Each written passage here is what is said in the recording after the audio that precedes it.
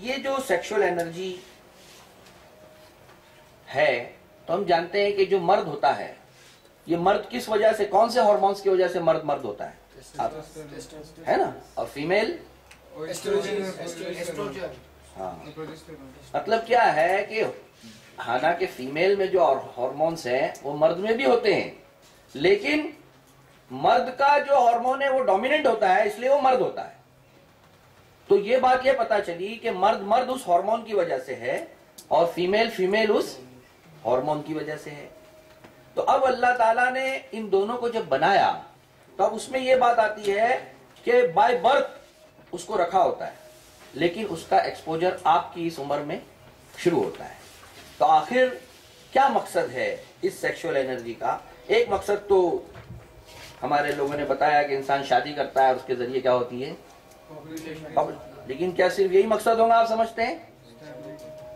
भाई देखिए ऐसा है, हाँ, अपनी प्रॉपर्टी संभालने प्रॉपर्टी संभालने के लिए, अच्छा, तो ज्यादा माल कमाएंगे मतलब, है ना? देखिए ऐसा है कि सबसे पहली बात आप ये देखते होंगे कि इस एज में क्या चेंजेस आप महसूस करते हैं। जैसे आप 9वीं 10वीं या 11वीं में जाते हैं, क्या क्या चेंजेस आपकी फिजिकल बॉडी में आप महसूस करते हैं?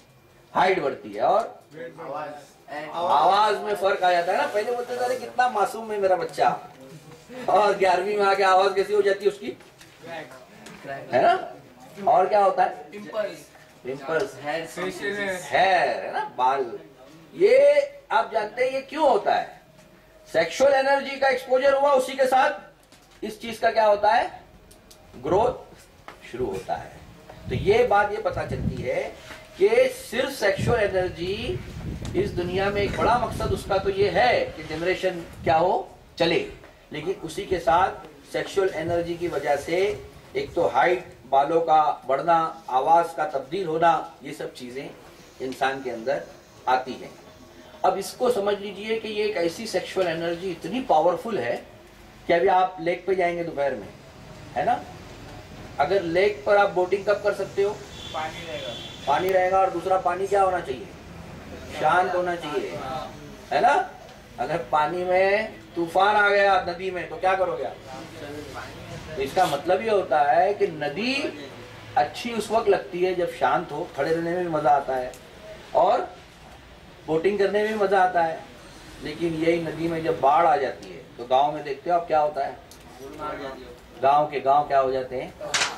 तो वैसा ही अजीज बच्चों ये सेक्सुअल एनर्जी है, जब तक कि ये अपने लिमिटेशन में बराबर चल रही है, दूसरे इंसानों को और खुद को भी फायदा दे रही है और इंसान खूबसूरत भी उसमें मालूम होता है। लेकिन यही एनर्जी जब मिसयूज होना शुरू हो जाती है, उसमें बाढ़ आता है, तो क्या हो जाता है, सोसाइटी को भी तबाह कर देती है और आप देखते हैं कि चारों तरफ बेहयाई और बुराइयां क्या हो जाती है, फैलना शुरू हो जाती है। तो इसकी मिसाल इस तरह से है सेक्सुअल एनर्जी।